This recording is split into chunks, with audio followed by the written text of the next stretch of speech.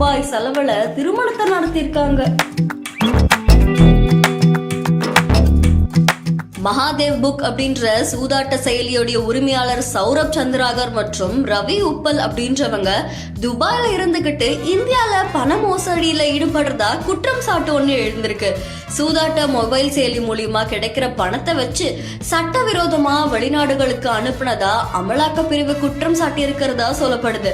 அந்த பணத்துல துபாய், இலங்கை இந்த மாதிரியான பல வெளிநாடுகள்ல சொத்துக்களை வாங்கி குவிச்சிட்டு இருக்கதாவும் குற்றம் எழுந்திருக்கு. அதோட செயலியோடைய உரிமையாளர் 2 பேருமே சத்தீஸ்கருடைய முன்னாள் முதல்வர் பாகலுக்கு ரூபாய் 500 கோடி பணம் கொடுத்ததா இந்த வழக்குல கைது செய்யப்பட்டுள்ள அசிம் தாஸ் அப்படின்றவரு வாக்குமூலம் கொடுத்திருக்கிறதா சொல்லப்படுது. அதோட இதர தொடர்புடைய கான்ஸ்டபிள் பீம் யாதவ் அப்படின்றையும் கைது செஞ்சிருக்கிறதா சொல்றாங்க. மொபைல் செயலியோடைய பிரதான நிறுவனர் சௌரப் சந்திராகர் தன்னுடைய திருமணத்தை துபாயில பிரம்மாண்டமா நடத்தினதாகவும் திருமணத்துக்கு இந்தியால இருந்து தனி விமானத்துல பாலிவுட் பிரமுகர்களும் வந்ததா சொல்லப்படுது. அதே திருமணத்துக்கு 200 கோடி ரூபாய் செலவு செய்யப்பட்டதாகவும் செய்திகள் வெளியாகிருக்கு. அந்த திருமணத்திற்கு செலவு செய்யப்பட்ட எல்லா பணமுமே ஹவாலா முறையில கொடுக்கப்பட்ட பணம் அப்படின்னு சொல்லி அமலாக்க பிரிவு தெரிவிச்சதா சொல்லப்படுது.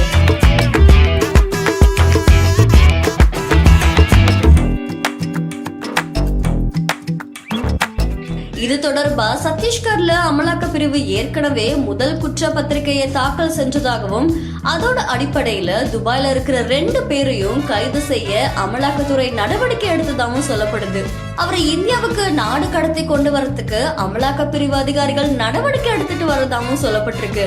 மகாதேவ் செயலியோடைய மற்றொரு உரிமையாளர் சௌரப் சந்திராகருடைய நடமாட்டம் தென்படுறதாவும் சௌரப் இப்போ வீட்டு காவல்ல வைக்கப்பட்டிருக்கிறதாவும் துபாய் போலீசார் தெரிவிச்சிருக்கிறதா சொல்லப்படுது. இது தொடர்பா அமலாக்க பிரிவுக்கு தகவல் கொடுக்கப்பட்டிருக்கு. இதை தொடர்ந்து 2 பேரையும் விரைவில் இந்தியாவுக்கு நாடு கடத்தப்படுவார்கள் அப்படின்னு சொல்லி எதிர்பார்க்கப்படுதாமா. இவங்க 2 பேரும் கிட்டத்தட்ட 6000 கோடி ரூபாய் அளவுக்கு நிதி மோசடியில ஈடுபட்டதா அமலாக்க பிரிவு அதிகாரிகள் குற்றம் சாட்டியிருக்காங்க அப்படின்னு தெரிய வந்திருக்கு.